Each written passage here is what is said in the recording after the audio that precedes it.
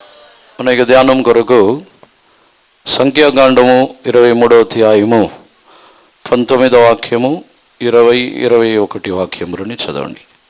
సంఖ్యాకాండము 23వ అధ్యాయము 19 నుండి 21 వాక్యములు.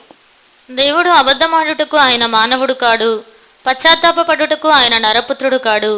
ఆయన చెప్పి చేయకుండునా, ఆయన మాట ఇచ్చి స్థాపింపకుండునా. ఇదిగో దీవించుమని నాకు సెలవాయెను, ఆయన దీవించెను, నేను దాన్ని మార్చలేను. ఆయన యాకోబులో ఏ దోషమును కనుగొనలేదు, ఇశ్రాయేలులో ఏ వంకరతనమును చూడలేదు. అతని దేవుడైన యెహోవా అతనికి తోడై ఉన్నాడు. God is not a man that he should lie, neither the son of man that he should repent. Hath he said, and shall he not do it? Or hath he spoken, and shall he not make it good? Behold, I have received commandment to bless, and he hath blessed, and I cannot reverse it. He hath not beheld iniquity in Jacob, neither hath he seen perverseness in Israel. The Lord his God is with him, and the shout of a king is among them. దేవునికి పరిశుద్ధ నామమునకు స్తోత్రం. ఈ మాటలు ఇశ్రాయేల్ జనులని గురించి బిలాము అనే ఒక ప్రవక్త చెప్పిన ఒక మాటలు. దేవునికి పరిశుద్ధ నామమునకు స్తోత్రం. ఇది వచ్చి ఒక రాజు ఇశ్రాయేల్ జనులని ఎలా జయించాలో తనకు తెలియక ఎన్ని విధములుగా తాను ప్రయత్నించిన ఇశ్రాయేల్ జనులని జయించలేకపోవటం ద్వారా వారికి దేవుడు తోడుగా ఉన్నారు. దేవుని యొక్క ఒక మనిషి, ఒక ప్రవక్త వారిని శపించినట్లయితే వారిని జయించటకు సాధ్యమవుతున్నదని చెప్పి ఆ బాలాక రాజు బిలాముని పిలువనంపి బిలాము ద్వారా ఇశ్రాయేల్ జనులని శపించవలనని ప్రయత్నించుచున్నాడు. దేవునికి పరిశుద్ధ నామమునకు స్తోత్రం. దీనిని మనం ధ్యానించటకు ముందు చూసినట్లయితే ఈ దినములలో కూడా మనకు విరోధముగా ఎన్నో కార్యములని చేసి మనల్ని జయించలేక పలు విధములుగా సాతానుడు పోరాడుతున్నాడు. పలు విధములుగా అనేక జనులు కూడా పలు విధములుగా పోరాడుచు మనకు విరోధముగా క్రియ చేయవలనని ప్రయత్నించుచు ఉన్న కాలంలో మనము జీవించుచున్నాము. మనకు కనబడకుండా చాలా ప్రయత్నాలు జరుగుతున్నాయి. మనకు కంటికి కనబడుచున్న కార్యములు తక్కువ. కంటికి కనబడకుండా మనకు విరోధముగా పోరాడుచున్న ఎన్నో కార్యములు జరుగుతూనే ఉన్నాయి. కానీ వాటి మధ్యలో మనము జీవించుచున్నప్పుడు మనకు దేవుడు ఈ వాగ్దానముని ఇచ్చుచున్నారు. మనుషులు ఎంతమంది రహస్యముగా ఎన్ని విధములైన తంత్రమైన కారణములని ఎన్ని విధములుగా మనకు విరోధముగా లేచి క్రియ చేసిననో ఆయన మనకు జీవితంలో ఆశీర్వదించుచున్న దేవుడుగానే ఉన్నారు. ఈ దినములలో శాపం అనేది మన యొక్క జీవితంలో లేనే లేవు. చాలామంది శాపము అనే విషయం గురించి భయపడుతున్నారు. శపించినట్లయితే ఏమవుతున్నది, వారు ఎవరైనా శాపం పెట్టినట్లయితే మా జీవితంలో ఏం జరుగుతున్నది అని భయపడుతున్నారు. ఈ బిలాము కూడా దేవుని యొక్క ప్రవక్త, దేవుని యొక్క ఒక మనిషే కానీ తాను చెప్పుచున్నాడు, దేవుడు శపించని వానిని నేను ఏ విధముగా శపించగలను, దేవుడు ఆశీర్వదించాలని కోరుచున్న వ్యక్తిని నేను ఎలా ఆశీర్వదించకుండా ఉండగలను. బిలాము తానే చెప్పుచున్నాడు. అంటే ఒక వ్యక్తిని దేవుడు ఆశీర్వదించాలని కోరిన తర్వాత ఏ మనిషి ఈ భూమిలో ఎవరు శపించినను ఆ శాపము మన యొక్క జీవితంలో ఎంత మాత్రమును క్రియ చేయదు. అది ఎవరైనా సరే, లోకములో వారు ఎంతటి వారైనా సరే, లోకములో మిక్కిలి గొప్పవారైనా సరే, మన యొక్క దేవుడు మనల్ని ఆశీర్వదించవలనని కోరిన తర్వాత భూమిలో మనల్ని శపించగలిగిన వారు ఎవరునూ లేరు. దేవునికి పరిశుద్ధ నామమునకు స్తోత్రం. ఈ కార్యము జరిగింది వచ్చి ఇశ్రాయేల్ జనులు ఐగుప్తులో నుండి బయలుదేరి కనాన్ దేశమునకు ప్రయాణం అవుతున్నప్పుడు జరిగిన ఒక కార్యము. ఇప్పుడు మనమే ఆత్మీయమైన ఇశ్రాయేలీలుగా ఉన్నాము. దేవుడు తన యొక్క జనులని ఆశీర్వదించుచున్నప్పుడు ఆయన ఏ విధముగా ఆశీర్వదించుచున్నారు, ఏ విధముగా చూచుచున్నారనే విషయమనే ఈరోజు మనము ధ్యానించబోతున్నాము. దేవునికి పరిశుద్ధ నామమునకు స్తోత్రం. మొట్టమొదటిగా మనము చదివిన వాక్యమునకు వచ్చినట్లయితే, ఆయన అబద్ధమాడుటకు మనిషి కాడు, మాట తప్పుటకు ఆయన మనిషి కాడని బిలాము ఇక్కడ చెప్పుచున్నాడు. చదవండి మరొకసారి. దేవుడు అబద్ధమాడుటకు ఆయన మానవుడు కాడు, పశ్చాత్తాపపడుటకు ఆయన నరపుత్రుడు కాడు. ఆయన చెప్పి చేయకుండునా, ఆయన మాట ఇచ్చి స్థాపింపకుండునా. God is not a man that he should lie, neither the son of man that he should repent. Hath he said, and shall he not do it? Or hath he spoken, and shall he not make it good? దేవుడు అబద్ధమాడుటకు మానవుడు కాడు, ఆయన పశ్చాత్తాపపడుటకు నరమాత్రుడు కాడు. ఆయన చెప్పిన తర్వాత చేయకుండా ఉండునా అని బిలాము అడుగుతున్నాడు. దానికి కారణం ఏమిటంటే, ముందుగా దేవుడు ఇశ్రాయేల్ జనులని గురించి ఒక కార్యమని సెలవించి ఉన్నారు. దీనిని గురించి ఇదే 23వ అధ్యాయము 8వ వాక్యము నుండి చదవండి. 8, 9. ఏమని శపింపగలను, దేవుడు శపింపలేదే. ఏమని భయపెట్టగలను, దేవుడు భయపెట్టలేదే. మెట్టల శిఖరము నుండి అతని చూచుచున్నాను, కొండల నుండి అతని కనుగొనుచున్నాను. ఇదిగో ఆ జనము ఒంటిగా నివసించును, జనములలో లెక్కింపబడరు. How shall I curse whom God hath not cursed? Or how shall I defy whom the Lord hath not defied? For from the top of the rocks I see him, and from the hills I behold him. Lo, the people shall dwell alone, and shall not be reckoned among the nations. దేవునికి పరిశుద్ధ నామమునకు స్తోత్రం. బిలాము తాను మొదటిగా దేవునిని ఎలా చూచుచున్నాడు. తన యొక్క జీవితంలో ఆశీర్వదించమని చెప్పకుండా శపించమని చెప్పిన వెంటనే మరలా దేవుణ్ణి అడుగుచున్నాడు బిలాము. ఇశ్రాయేలు జనులని నేను శపించవలనా అని అడిగితే దేవుడు అంగీకరించట్లేదు. బిలాము కొండల శిఖరములో నుండి చూచుచున్నాడు. కొండల శిఖరములో నుండి ఆయనని చూచుచున్నప్పుడు, పర్వతంలో నుండి ఆయనను చూచుచున్నప్పుడు ఆ జనముని గురించి చెప్పుచున్నాడు. మరలా 9వ వాక్యముని చదవండి. మెట్టల శిఖరము నుండి అతని చూచుచున్నాను, కొండల నుండి అతని కనుగొనుచున్నాను. ఇదిగో ఆ జనము ఒంటిగా నివసించును, జనములలో లెక్కింపబడరు. For from the top of the rocks I see him, and from the hills I behold him. Lo, the people shall dwell alone, and shall not be reckoned among the nations. ఆ జనము ఒంటిగా నివసించును, ఆ జనము జనములలో లెక్కింపబడరు. దేవుడు ఎందుకు వారిని శపించకుండా ఆశీర్వదించుచున్నారంటే, ఆ స్థలములో దేవుడు వారందరినీ ఒక ప్రత్యేకమైన జనముగా చూచుచున్నారు. ఇప్పుడు కూడా మనము రక్షణ పొంది బాప్తీసము తీసుకుని యేసు ప్రభుని విశ్వసించి దేవుని యొక్క సన్నిధానమునకు వచ్చి ఉన్నాము.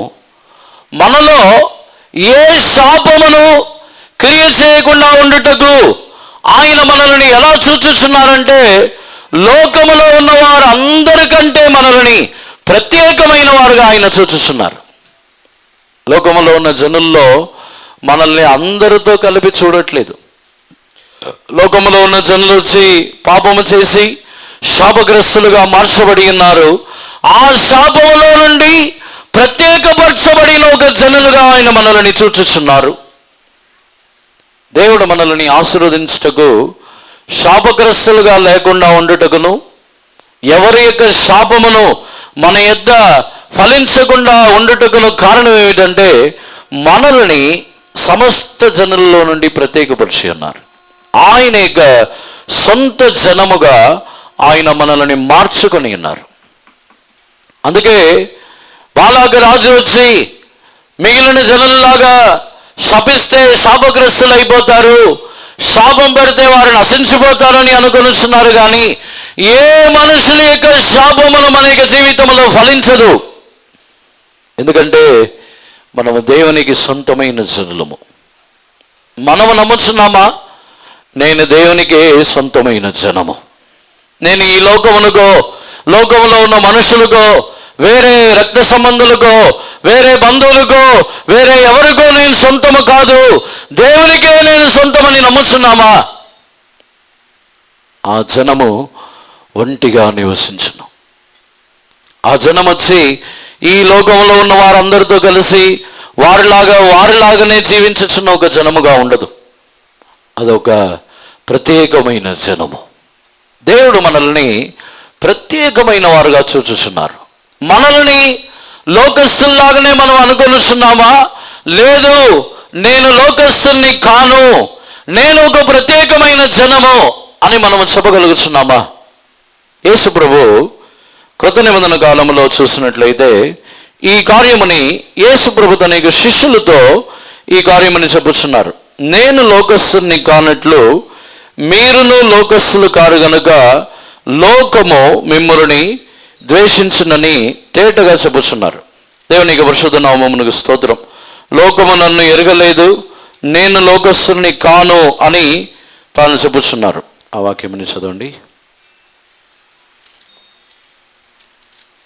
నేను ఈ లోకస్తుని కాను, మీరును లోకస్తులు కారు అని చెప్పుచున్నారు.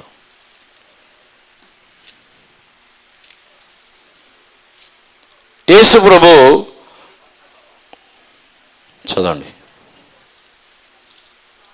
యోహాను సువార్త 17వ అధ్యాయము 14వ వాక్యం. వారికి నీ వాక్యం ఇచ్చి ఉన్నాను, నేను లోక సంబంధిని కానట్టు వారును లోక సంబంధులు కారు గనుక లోకము వారిని ద్వేషించును. 16వ వాక్యం చదవండి. నేను లోక సంబంధిని కానట్టు వారును లోక సంబంధులు car. I have given them thy word, and the world hath hated them, because they are not of the world, even as I am not of the world. They are not of the world, even as I am not of the world. వారు నేను లోకస్తుని కానట్లు వారును లోకస్తులు car. శాపం వచ్చి లోకస్తులకు సంబంధమైనది. శాపం వచ్చి లోకమునకే ఆదాముని దేవుడు శపించినప్పుడు లోకముని, భూమిని, లోకములో ఉన్న మట్టిని, వాటిని శపించి ఉన్నారు. కానీ లోకస్తులు కాకుండా ఉన్నప్పుడు ఆ శాపం మన మీద లేదు. దేవుడు మన మీద ఉన్న శాపముని తొలగించటకు ఆయన చేయుచున్న కార్యము, వారిని కొండల శిఖరములో నుండి ఆయనని చూచుచున్నప్పుడు ఆయన చెప్పుచున్న మాట ఏమిటంటే, ఆ జనము ఒంటిగా నివసించును, వారు లోకస్తులు కారు. శాపము ఒక వ్యక్తి యొక్క జీవితంలో ఎందుకు వచ్చుచున్నదంటే, వారు ఈ లోకస్తులమే, మేము కూడా లోకమునకు చెందిన వారమే, మేము కూడా ఈ లోకములో ఉన్న జనులతోనే ఐక్యత గలవారమే అని ఎప్పుడు అనుకొనిచున్నారో అప్పుడు ఆ శాపము వారి యొక్క జీవితంలో క్రియ చేయుచున్నది. ఎందుకు ఇశ్రాయేలు జనులని శపించలేకపోతున్నారంటే, వారి లోకస్తులు కారు, వారు ఒంటిగా నివసించుచున్న జనము, వారు వేరే జనులతో కలవరు. ఈ భూమిలో జీవించుచున్న కాలంలో ఎప్పుడైతే అలా లోకస్తులుగా లేని ఒక జీవితము, ఎప్పుడు వారు లోకస్తులుగా లేకుండా మారి ఉన్నారంటే, నా వాక్యముని వారి యందు ఉంచి ఉన్నాను, వారు లోకస్తులు కారు అని మనము చదివి ఉన్నాం. మనము కూడా లోకస్తులుగా లేకుండా ఎప్పుడు మారుచున్నామంటే, దేవుని వాక్యములు మనలో దాగి ఉండి ఆ వాక్యములను బట్టి జీవించేవారుగా మారిన తర్వాత ఈ లోకమునకు మనకు సంబంధం లేదు. శాపం వచ్చి లోకమునకే, మనకు కాదు. మనము లోకస్తులము కాము. దేవునికి పరిశుద్ధ నామమునకు స్తోత్రం. దానినే ఈ బిలాము మరొకసారి చెప్పుచున్నాడు, ఆయన అబద్ధమాడుటకు మానవుడు కాడు, ఆయన పశ్చాత్తాపపడుటకు నరమాత్రుడు కాడని చెప్పుచున్నారు. ఒక్కసారి మాట ఇచ్చిన తర్వాత మాట మార్చరు. ఒక ముసలి ప్రవక్త తాను దేవుడు చెప్పిన మాటని లోబడి తాను వెళ్ళి ఒక రాజు యొద్ద ఒక ప్రవచనము చెప్పి దేవుని యొక్క మాటని బట్టి తిరిగి వచ్చి ఉన్నాడు. కానీ వేరే ఒక ప్రవక్త వచ్చి, నీవు తినకూడదు, త్రాగకూడదు, వచ్చిన మార్గంలో తిరిగి వెళ్ళకూడదని నువ్వు వెళుతున్నావు కదా, దేవుడు నాతో మాట్లాడి ఉన్నారు, నీవు తినవచ్చు అని చెప్పిన వెంటనే వాని యొక్క మాటని విని వెళ్ళి భోజనము చేసి ఉన్నాడు. అప్పుడు ఆ ప్రవక్తని ఒక సింహము చంపివేసి ఉన్నది. అంటే దేవుడు మాట తప్పుచున్నవారని ఆ ప్రవక్త అనుకొని ఉన్నాడు. ఆ ప్రవక్త దేవుడు ఒకసారి మాట్లాడిన తర్వాత మాట మారుచున్న దేవుడు కాదు, ఆయన మాట తప్పని దేవుడని తెలుసుకుని ఉన్నట్లయితే ఏ ప్రవక్త వచ్చి చెప్పినా వెళ్ళడు. అదే బిలాము చెప్పుచున్న కార్యము. దేవుడు అబద్ధమాడుటకు మానవుడు కాడు.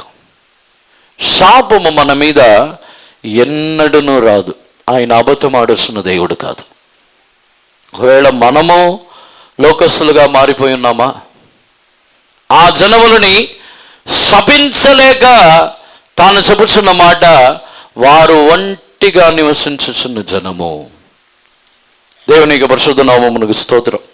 ఆ జనము ఒంటరిగా వారు నివసించుదురు, వారు జాతులతో కలవరు అని చెబుతున్నారు. దేవునికి పరిశుద్ధ నామమునకు స్తోత్రం. ఈ మరలా 19వ వాక్యమునకు మనం తిరిగి వచ్చినట్లయితే 21వ వాక్యంని చదవండి. 23వ అధ్యాయం 21వ వాక్యం.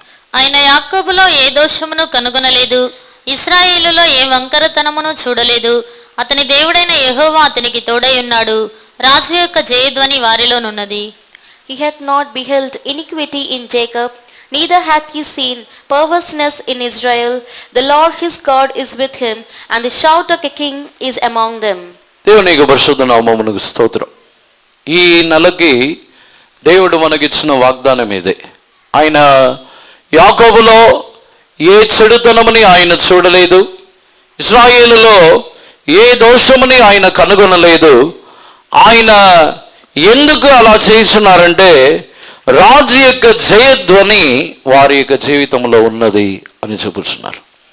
ఈరోజు మనం ధ్యానించబోతున్న కార్యమే ఇది. దేవుని యొక్క దృష్టిలో ఒక కార్యముని మనం చూచుచున్నాం. దేవుడు ఇశ్రాయేల్ జనులని చూచుచున్నప్పుడు వారిలో ఏ దోషములను నేను కనుగొనలేదు, ఏ దోషములు లేవు, ఏ అక్రమములు పాపములు లేవంటున్నారు. ఆ దినముల్లో చూసినట్లయితే ఇశ్రాయేల్ జనుల మధ్యలో ఎన్నో సనుగులు, సంశయములు, వారు మోషేకి విరోధముగా మాట్లాడిన వారు ఉన్నారు. ఇంకా ఎన్నో కార్యములు వారి యొక్క జీవితంలో, పాపములు, అక్రమములు, ఎన్నో కార్యములు ఉన్నాయి. కానీ దేవుడు వారిని చూచుచున్నప్పుడు వారి యొక్క జీవితంలో నేను ఏ దోషములని కనుగొనలేదని చెబుతున్నారు. దేవునికి పరిశుద్ధ నామమునకు స్తోత్రం. ఈ వాగ్దానము క్రొత్త నిబంధన కాలమునకు చెందిన ఒక జనులకు చెందిన కార్యము. సాధారణముగా పాత నిబంధన కాలంలో ఉన్నవారు వారి యొక్క పాపములు క్షమించబడినప్పుడు ఎలా చేయబడుతున్నదంటే వారి యొక్క పాపములు కప్పబడుతున్నది. అంటే ఒక వ్యక్తి ఒక నోట్బుక్లో పేరు రాసిన తర్వాత దాన్ని మరలా చెరిపేస్తే రాసినది చెరిపివేసినట్టే ఉంటుంది, లేకుండా ఉండదు. అది పాత నిబంధన కాలంలో ఉన్న వారి యొక్క క్షమాపణ. వారిని దేవుడు క్షమించుచున్నప్పుడు వారు పాపము చేసినట్టు ఉంటుంది, క్షమించబడినట్టు ఉంటుంది. కానీ క్రొత్త నిబంధన కాలమునకే చెందిన వారిదని ఎందుకు చెబుతున్నామంటే, క్రొత్త నిబంధన కాలంలో ఒక వ్యక్తి పాపము చేసిన తర్వాత తాను పశ్చాత్తాపపడి తన యొక్క జీవితముని నిజముగా మార్చుకొని శుద్ధీకరించుకున్నట్లయితే దానికి తర్వాత అది ఎలా ఉంటుందంటే పాపము చేసి క్షమించబడినట్టు ఉండదు, పాపమే చేయనట్టు ఉంటుంది. అదే క్రొత్త నిబంధన కాలంలో ఉన్న వారి యొక్క ఆశీర్వాదం. దేవునికి పరిశుద్ధ నామమునకు స్తోత్రం. ఈ సంఖ్యాకాండములో బిలాము ద్వారా మాట్లాడిన కార్యమని ఆయన క్రొత్త నిబంధన కాలంలో మనలో ఆయన నెరవేర్చుచున్నారు. ఎందుకు ఈ కార్యము జరుగుతున్నదంటే దానికి కారణమని దేవుడే చెబుతున్నారు. రాజు యొక్క జయధ్వని వారిలో ఉండును. 21వ వాక్యం మరలా చదవండి. ఆయన యాకోబులో ఏ దోషమును కనుగొనలేదు, ఇశ్రాయేలులో ఏ వంకరతనమును చూడలేదు. అతని దేవుడైన యెహోవా అతనికి తోడై ఉన్నాడు. రాజు యొక్క జయధ్వని వారిలోనున్నది. He hath not beheld iniquity in Jacob, neither hath he seen perverseness in Israel. The Lord his God is with him, and the shout of a king is among them. రాజు యొక్క జయధ్వని వారిలో ఉన్నది. వారి లోపల ఇశ్రాయేల్ జనుల యొక్క జీవితంలో ఉన్న రహస్యం అది. ఇశ్రాయేల్ జనులని ఎవరినూ జయించలేకపోవటానికినో, ఇశ్రాయేల్ జనులని ఎవరినూ శపించలేకపోవటానికినో ఒక కారణం ఏమిటంటే రాజు యొక్క జయధ్వని వారిలో ఉన్నది.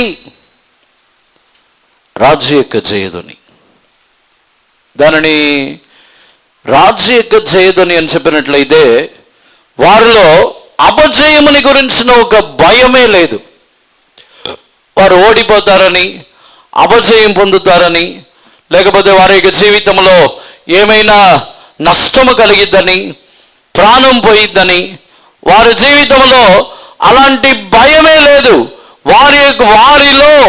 వారిలో ఉన్న శబ్దం ఏమిటంటే రాజు యొక్క జయధ్వని యొక్క శబ్దము. అది ఉన్నంత వరకు వారిలో ఉన్న దోషముని దేవుడు కనుగొనలేకపోతున్నారు. వారిలో ఉన్న ఏ చెడుతనమని కూడా, వంకరతనమని కూడా దేవుడు చూడలేకపోతున్నారు. ఎందుకంటే వారు విశ్వాసముతో ఐగుప్తులో నుండి బయలుదేరి విశ్వాసముతో వారు బయలుదేరి వచ్చి ఉన్నారు. విశ్వాసముతో వారు కనాన్ దేశమునకు తీసుకుని వెళ్తారని ఒక విశ్వాసముతో బయలుదేరి వచ్చి ఉన్నారు. సనుగుచున్నారు, కొన్ని సందర్భముల్లో సొమ్మసిల్లిపోతున్నారు, కొన్ని సందర్భముల్లో వారు అధైర్యపడుతున్నారు. కానీ విశ్వాసముతో దేవుడు చెప్పినప్పుడంతయు లేచి ముందుకు సాగుచున్నారు. వారిలో ఒక జయధ్వని వారి యొక్క జీవితంలో వారిలో దేవుడు చూసి ఉన్నారు. ఇప్పుడు మన యొక్క జీవితంలో ఉన్న దోషములు, మన యొక్క జీవితంలో ఉన్న వంకరతనములు, ఇవి ఏదియు దేవుని దృష్టికి కనబడకుండా ఉండవాలంటే ఆయన యొక్క దృష్టిని కప్పివేయించిన ఒక కార్యమే విశ్వాసముతో మన యొక్క జీవితంలో మనలో కనబడుతున్న ఒక జయధ్వని శబ్దము. దేవునికి పరిశుద్ధ నామమునకు స్తోత్రం. మనం కూడా పాటలు పాడతాం, విశ్వాసమే మన యొక్క జయము, లోకముని జయించే జయం వచ్చి మన యొక్క విశ్వాసం. దానిని బట్టి చూసినట్లయితే ఈ ఆత్మీయ జీవితంలో మనము సొమ్మసిల్లిపోయి నేరసిల్లి మన యొక్క జీవితంలో మనము కృంగి కృషించిపోయిన పరిస్థితిలో ఉండకుండా విశ్వాసముతో దేవుని స్తుతించి ఆర్భటించి విశ్వాసముతో ఆ శబ్దము సాతానుని కూడా వణికింప చేయాలి. దేవుని యొక్క సన్నిధానంలో మనము ఏదో కృంగిపోయి ఏం చేయాలి, నేరసిల్లి అలాంటి పరిస్థితుల్లో కాదు, మనకు ఒక విశ్వాసం ఉండాలి. కొన్ని సందర్భముల్లో పడిపోతున్నాము, లేచుచున్నాము, కొన్ని సందర్భముల్లో మనము తొందరపడుచున్నాము, మన జీవితంలో కొన్ని మార్పులు లేవు. కానీ మన యొక్క జీవితంలో ఈ జయధ్వనిని, రాజు యొక్క జయధ్వనిని ఆయన ఎదురు చూచుచున్నారు. అదొక రహస్యం. దేవుని యొక్క కంటికి కూడా ఈ జయధ్వనిని బట్టి వారిలో ఉన్న దోషములు ఏమీ కనబడకుండా చేయుచున్నది, ఏమీ లేకుండా మార్చుచున్నది. దేవునికి పరిశుద్ధ నామమునకు స్తోత్రం. కృత నిబంధన కాలంలో కూడా వారి యొక్క విశ్వాసము వారి యొక్క పాపములు, దోషములు అన్నిటినీ కప్పివేసిన సందర్భములని మనము చూడవచ్చు. ఒక స్త్రీ యేసుప్రభు దగ్గరికి వచ్చి, ఒక కనానీయ స్త్రీ యేసుప్రభు దగ్గరికి వచ్చి, నా కుమార్తె మరణ పడకలో ఉన్నది, ఆమెను స్వస్థపరచమని అడుగుచున్నది.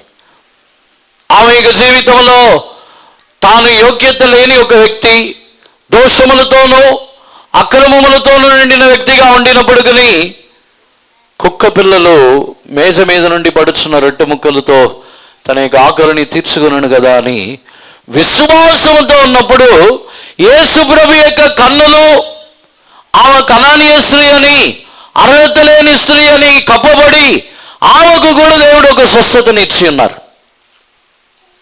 అక్కడ కూడా వారి యొక్క అక్రమములు, వారి యొక్క దోషములు, వంకరతనములు అన్నీ కప్పివేయబడి ఉన్నది. దేవునికి పరిశుద్ధ నామమునకు స్తోత్రం. దీనిని గురించే అక్కడ బిలాముతో చెప్పుచున్నారు, వారి యొక్క దోషములని ఆయన కనుగొనలేదు, వారి యొక్క వంకరతనములని ఆయన చూడలేదు.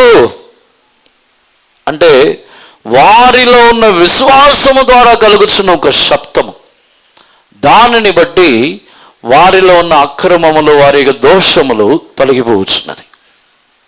నిజముగా ఈరోజు దేవుని సన్నిధానంలోకి వచ్చిన మనందరూ కూడా యోగ్యులము కాము.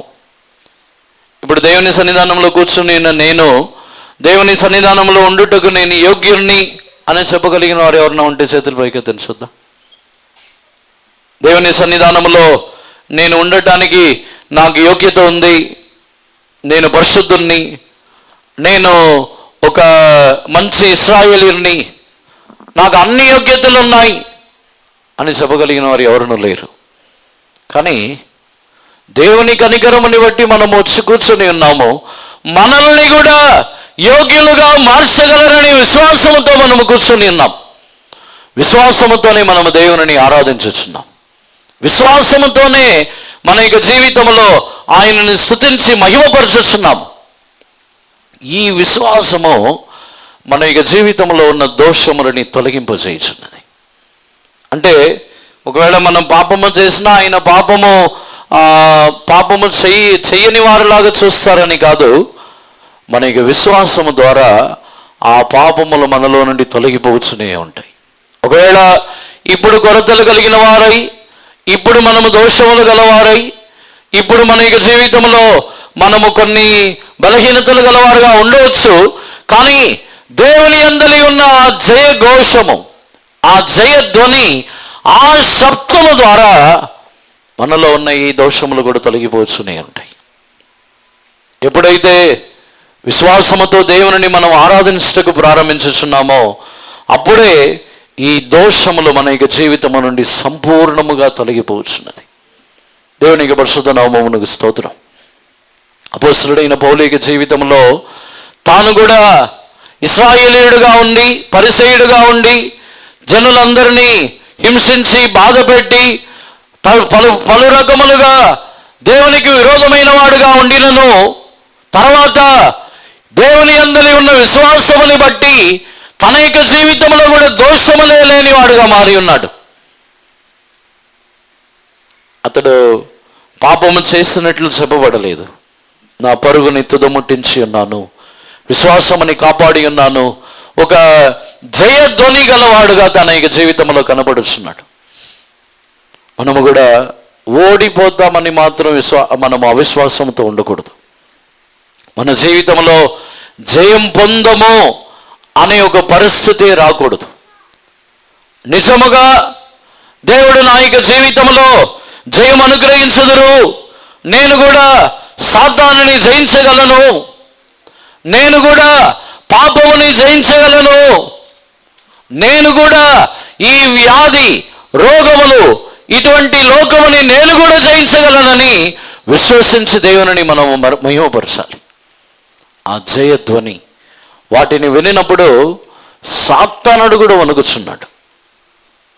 మనలో ఉన్న చాలామంది నేను పాపిని, నేను దోషిని, సాతానుడు నన్ను ఏం చేయగలడో ఏమో అని భయపడుతున్నారు. దోషిని కూడా సాతానుడు ఏం చేయడానికి సాతానుడికి అధికారం లేదు. చాలామంది దానిలో కూడా పొరబడుతున్నారు. సాతానుడికి పాపి మీద అధికారం ఉంటుందని. పాపి మీద కూడా సాతానుడికి అధికారం లేదు, ఆ అధికారం కూడా దేవునికే ఉంది. చాలామంది దానిలో కూడా భయపడుతున్నారు. నేను పాపిని కదా, సాతానుడు నన్ను ఏమైనా చేయగలడా, మనల్ని ఏమైనా చేయాలన్నా, మనల్ని జయం పొందించాలన్నా, ఏదైనా చేయాలన్నా అవన్నీ దేవుడే చేయాలి తప్ప సాతానుడు మనల్ని ఏమీ చేయలేడు. పాపి మీదనైనా పరిశుద్ధుల మీదనైనా ఎవరి మీదనూ సాతానుడికి అధికారం లేదు. దేవుడు అనుమతిస్తేనే తప్ప ఎవరి మీదనూ సాతానుడికి అధికారం లేదు.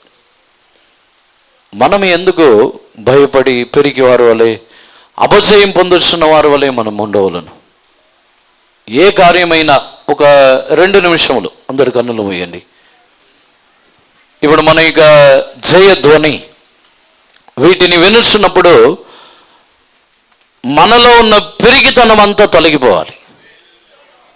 ఒక జయధ్వని శబ్దము ద్వారా మనల్ని ఎవరిను శపించినను ఆ శాపమునలో ఏమాత్రము క్రియ చేయవు. ఒక జయ ఘోషము, జయ గంభీర శబ్దము. మనము అపజయం పొందిన వారు వలే కాదు. ఇప్పుడు రాజు యొక్క జయధ్వనిని చెప్పినట్లయితే మన యొక్క రాజు యేసు ప్రభు, మన యొక్క రాజు జయించి ఉన్నారు, ఆ జయము నాకు సొంతమని హక్కుతో మనము దేవుని ఆరాధించటం. రాజాది రాజు అయిన యేసు ప్రభు నాకు సొంతము అని ఆయనని మహిమపరచుచున్న ఒక అనుభవం. అది ఒక 2 నిమిషములు ఎంత గట్టిగా దేవుని స్తుతించగలరో. దేవుని స్తుతించడం అంటే ఏదో మనకు మేలు చేశారని, ఏదో మన యొక్క జీవితంలో కొన్ని సహాయము చేశారని అలా కాదు. దేవుడు జయించి ఉన్నారు, ఆయన సాతానుని జయించి ఉన్నారు, వ్యాధిని జయించి ఉన్నారు, పాపముని జయించి ఉన్నారు అని ఒక జయ ఘోషము, ఒక జయధ్వని వినబడాలి. జయం పొందిన తర్వాత వారి యొక్క శబ్దం ఎలా ఉంటుంది? అందరిని గట్టిగా దేవుని స్తోత్రించదము. హల్లెలూయా, హల్లెలూయా, హల్లెలూయా, ఆమేన్, హల్లెలూయా, హల్లెలూయా, హల్లెలూయా, హల్లెలూయా.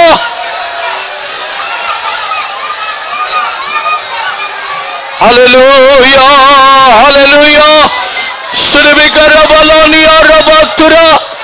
హల్లెలూయా, హల్లెలూయా, హల్లెలూయా. ఆమేన్, ఆమేన్. సునబలక తురానియా రియాలబకరానియా. హల్లెలూయా, హల్లెలూయా, హల్లెలూయా. ఆమేన్, ఆమేన్. హల్లెలూయా, హల్లెలూయా. ఆమేన్. యేసు ప్రభు యొక్క శిష్యులకి నేను లోకస్తుని కానట్లు మీరును లోకస్తులు కారని చెప్పి ఉన్నారు. కానీ దానికి తర్వాత కూడా వారు వెనుకబడిపోయి ఉన్నారు. యేసు ప్రభు సిలువ వేయబడుచున్నప్పుడు పారిపోయి ఉన్నారు. కానీ ఎప్పుడైతే వారిలో పరిశుద్ధాత్మిక అభిషేకం కుమ్మరించబడి ఆ జయధ్వని వారిలో వినబడి ఉన్నదో, దానికి తర్వాత వారి యొక్క జీవితంలో వారు స్థిరపరచబడి ఉన్నారు. ఆ జయధ్వని వినబడిన తర్వాత వారిని ఎవరిని తరిమి వేయలేకపోయి ఉన్నారు. ఆ జయధ్వని వారిలో వినబడిన తర్వాత వారు ఎంత మాత్రమును వెనబడిపోకుండా ఉన్నారు. ఆ జయ శబ్దము విశ్వాసముతో జయించుచున్న జయము. ఇప్పుడున్న మనలో ఆ విశ్వాసముతో ప్రతిరోజును మనము యేసు ప్రభు యొక్క జయము నా యొక్క జయమని మనం హక్కు చూపించాలి. ఇశ్రాయేలు జనుల యొక్క జయధ్వని ఏమిటంటే, మాకు ముందు మా సైన్యాధిపతి అయిన దేవుడు ఉన్నారని. వారి యొక్క జయధ్వని వచ్చి ఐగుప్తులో నుండి బయలుదేరిన తర్వాత ఎర్ర సముద్రంని 2గా చీల్చిన దేవుడు మా ముందు ఉన్నారు.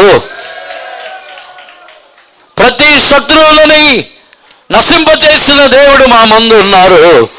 యోర్దానుని చీల్చిన దేవుడు మా ముందు ఉన్నారు. ఎరికోని పడద్రోసిన దేవుడు మా ముందు ఉన్నారు అనే ఒక జయధ్వని. మనం ఒకవేళ బలహీనలై ఉండవచ్చు. ఐగుప్తులో ఇశ్రాయేలు జనులు ఉన్నంత వరకు వారు బానిసలు. ఐగుప్తులో ఇశ్రాయేలు జనులు ఉన్నంత వరకు ఐగుప్తులో ఉన్నవారే గొప్పవారు. ఐగుప్తులో ఉన్నవారే వారిని కొట్టి హింసించి బాధపెట్టి పలు రకములుగా హింసించి ఉన్నారు. కానీ ఎప్పుడైతే దేవుడు వారిని ఐగుప్తులో నుండి బయటకు తీసుకుని వచ్చి ఉన్నారో, వారి ఎదుట దేవుడు గొప్పవారై ఉన్నారు. ఐగుప్తీయులు గొప్పవారుగా లేరు. జయించిన దేవుడు వారి ఎదుట కనబడి ఉన్నారు. వారు ఐగుప్తులో నుండి బయలుదేరి వచ్చినప్పుడు బానిసల్లాగా రావట్లేదు. వాళ్ళు తమను జయించి ఐగుప్తు అనే ఒక రాజ్యంలో నుండి విడిపించి జయించి జయముతో మమ్మల్ని తీసుకుని వెళ్ళుచున్న దేవుడని ఆర్భాటముతోనే వాళ్ళు బయటకు వచ్చుచున్నారు. ఎరిగో కోట మిక్కిలి దృఢమైన బలమైన కోటగా ఉండినను వారి యొక్క స్థుతులకే పడిపోయి ఉన్నది.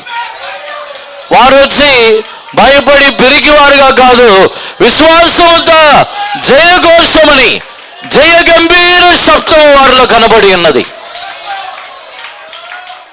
ఎరిగో కోట అంటేనే శాపగ్రస్తమైన కోట. శాపగ్రస్తమైన కోట వారి యొక్క జయధ్వని శబ్దమునకు పడిపోవచ్చున్నది. మనం నిజముగా ఇశ్రాయేల్ జనులు ఆ జయముని చూసినప్పుడే అంత గొప్ప జయఘోషముని చేసినట్లయితే మనకి యేసు ప్రభు జయించిన కార్యములని చూడండి. వారిలో జయించిన కార్యము చూస్తే మనుషుల్నే జయించి ఉన్నారు. కానీ యేసు ప్రభు చూసినట్లయితే పాతాళమని, యేసు ప్రభు ఆయన సాతానుని, పాతాళములో ఉన్న శక్తులని అన్నిటినీ మరణముని జయించి తిరిగి లేచి ఉన్నారు. మనలో ఆ జయ గంభీరము, ఆ జయ గంభీర శబ్దం మనలో ఉండదా? మనలో ఆ జయ గంభీర శబ్దం ఉన్నట్లయితే నిశ్చయముగా మనలో ఉన్న దోషములని ఆయన చూడలేరు. విశ్వాసముతో దేవుని మనం ఆరాధించుచున్నప్పుడే నేను ఇశ్రాయేలులో యాకోబులో నేను దోషముని కనుగొనలేదని చెప్పుచున్నారు. ఈ వాగ్దానముని బట్టి మనలో కూడా అటువంటి ఒక విశ్వాసముతో ఉండిన దేవుని మహిమపరచుచున్న అనుభవంలో ఉన్నట్లయితే నానాటికి మనలో ఉన్న దోషములు తొలగిపోవచ్చునే ఉంటుంది. ఆయన వాగ్దానము చేసిన విధముగానే ఇశ్రాయేలులో యాకోబులో నేను దోషములని కనుగొనలేను అని చెప్పుచున్నారు. యాకోబులో ఏ దోషములను లేవని చెప్పుచున్నారు. ఈ జయధ్వని శబ్దము ద్వారానే దానికి తర్వాత ఉన్న వాక్యముల్లో చదివి చూసినట్లయితే యాకోబుకు విరోధమైన మంత్రమును లేదు, ఇశ్రాయేలుకు విరోధమైన శకునము చెప్పుటమును లేదు. ఈ రోజుల్లో చాలామంది మాకు విరోధముగా మంత్రం చేసి ఉన్నారు, మాకు విరోధంగా చేతబడి చేసి ఉన్నారు, మాకు విరోధంగా ఎవరో ఏదో చేశారు, ఆ ఇంట్లో సాతానుని వారు పలు రకములుగా మా మీదకు పంపించుచున్నారు. ఇలా చాలామంది పోరాడుతున్నారు. విశ్వాసముతో ఏ ఇంటిలో నివాసము చేసినా, నిజముగా చెప్పాలంటే ఒక నిజమైన దేవుని బిడ్డ పాతాళమునకు వెళ్ళి నివాసం చేసినా అక్కడ కూడా వారిని సాతానుడు ఏమీ చేయలేడు. కానీ మన యొక్క జనులు చాలామంది సాతానుడు ఉన్నాడని భయపడి పారిపోతున్నారు. అక్కడనే ఉండి సాతాన్ని జయించాలి. మనం పిరికివారము కాము. మన యొక్క యేసు ప్రభు వచ్చి పిరికివారు కాదు. ఆయన మన యొక్క యేసు ప్రభు, మన యొక్క దేవుడు సమస్తముని జయించిన దేవుడు. జయించిన దేవుని మనం ఆరాధించున్నప్పుడు మనం పారిపోతే సాతానుడు జయించినట్ట, మనం జయించినట్ట? పారిపోకూడదు.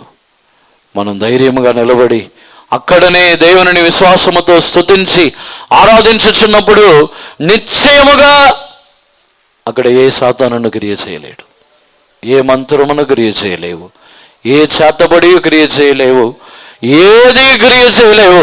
అది విశ్వాసముతో జయించుచున్న ఒక శబ్దం ఆ జయధ్వనిలో ఉంటుంది. నిశ్చయముగా ఈ ఉదయకాలమునందు వాగ్దానములో నమ్మకస్తుడైన దేవుడుగా బిలాముతో మాట్లాడిన ప్రకారముగా అక్కడ జయించి జయవీరులుగా జయించుచున్న దేవుడుగా బిలాముతో మాట్లాడి ఉన్నారు. దేవునికి పరిశుద్ధ నామమునకు స్తోత్రం. వారిని ఏమని చెప్పుచున్నారంటే 24వ వాక్యముని చదవండి. ఇదిగో ఆ జనము ఆడు సింహము వలె లేచును, అది సింహము వలె నిక్కి నిలుచును, అది వేటను తిని చంపబడిన వాటి రక్తము త్రాగు వరకు పండుకొనదు. Behold, the people shall rise up as a great lion, and lift up himself as a young lion. He shall not lie down until he eat of the prey and drink the blood of the slain. తన యొక్క శత్రువుల యొక్క రక్తముని త్రాగి అంతవరకు పండుకొనని ఒక సింహముతో పోల్చి చెప్పుచున్నాడు. భయపడి పారిపోవచ్చిన పెరిగి వారుగా చెప్పట్లేదు. ఆ రాజు యొక్క జయధ్వని వారిలో ఉన్నదని చెప్పినప్పుడు వారి మధ్యలో ఉన్న జనుల్లో వారు ఎంత మాత్రమును పెరిగి వారుగా పారిపోవని జనం. అందుకే దేవుడు యాకోబులో నేను దోషముని కనుగొనలేను, వంకరతనమని వారిలో నేను చూడలేదంటున్నారు. ఇప్పుడు కూడా మన యొక్క జీవితంలో ధ్యానించి చూస్తే ఈ సంవత్సరం యొక్క ప్రారంభంలో నుంచి చూసినప్పుడే ఎన్నో కొరతలు బలహీనతలు ఉన్నాయి. కానీ మన యొక్క జీవితంలో ఆయన కోరుచున్న కార్యము దేవుడు జయించిన జయమని మనము నిశ్చయముగా పట్టుకోవాలి. యేసు ప్రభు ఏ కార్యములని జయించి ఉన్నారో వాటిని ప్రతిరోజును ఉచ్చరించి మనము దేవుని స్తుతించుచున్నప్పుడు మనలోనూ ఆ జయముని మనం చూడగలము. ఆ జయ గంభీర ధ్వని మనలో కనబడాలి. నా యేసు ప్రభు పాపముని జయించి ఉన్నారు, నా యేసు ప్రభు పాతాళ శక్తులని జయించి ఉన్నారు, నా యేసు ప్రభు నేత్రాశ, జీవపుడంబము, శరీరాశలని జయించి ఉన్నారు, నా యొక్క యేసు ప్రభు పాతాళ లోకపు యొక్క శక్తులని జయించి ఉన్నారు, మరణముని జయించి ఉన్నారు, నా యేసు ప్రభు వ్యాధిని జయించి ఉన్నారు. ప్రతి పాపము, రోగములు అన్నిటినీ జయించి ఉన్నారని ప్రతిరోజును యేసు ప్రభు జయించి ఉన్న జయమని మనం హక్కు చూపించి జయగంభీరముగా ఆయనని స్తుతించాలి. సిలువలో యేసు ప్రభు సాతానుడి యొక్క ప్రతి అధికారముని జయించి ఉన్నారు. సాతానుని జయించి ఉన్నారంటే సాతానుడికి ఏమాత్రము మనుషుల మీద అధికారం లేదు. చెప్పాలంటే సాతానుడికి పాతాళములో కూడా అధికారం లేదు. పాతాళం యొక్క తాళపు చెవులు కూడా యేసు ప్రభు దగ్గరే ఉంది. పాతాళములో కూడా సాతానుడికి అధికారం లేదు. పాతాళములో కూడా యేసు ప్రభు యొక్క కంట్రోల్లోనే ఉండాలి సాతానుడు. కానీ మనం సాతానుడికి భయపడిపోతున్నాం. యేసు ప్రభు జయించిన జయముని ప్రతిరోజు మనం ఉచ్చరించాలి. అదే జయ గంభీరము. వారిలో జయ గంభీర శబ్దముండును. ఈరోజు మనం జయించిన యేసు ప్రభుని ఆయనని హెచ్చించుచున్న కొలది నిశ్చయముగా మనలోనూ ఆ జయముని మనం చూడవచ్చు. అందరిని కన్నులు మూసుకుందాము. వీలైతే మోకాళ్ళ మీద నిలబడండి. ఎవరిని కూడా ఇప్పుడు మౌనముగా ఉండవద్దు, ఎవరు కళ్ళు తెరవద్దు. మనము ఈరోజు అపజయం పొందిన వారుగానే మనం దేవుని సన్నిధానమునికి వచ్చి ఉండవచ్చు. ఎన్నో కార్యములలో అపజయం పొంది ఉన్నాం. కొన్ని పాపముల్లో మనకు జయం లేదు, కొన్ని నేత్ర ఆశలు, కన్నులలో జయం లేదు, కొన్ని తలంపులలో మనకు జయం లేదు. ఎవరు కళ్ళు తెరవద్దు. కన్నులలో జయం పొందాలంటే ముందు కన్ను మూయాలి. చాలామందికి కళ్ళు మూయకుండా, కళ్ళు తెరవకుండా ఉండలేరు, దాంట్లో జయం లేదు. పిల్లలందరూ కళ్ళు మూయండి. ఎవరు కళ్ళు తెరవకూడదు.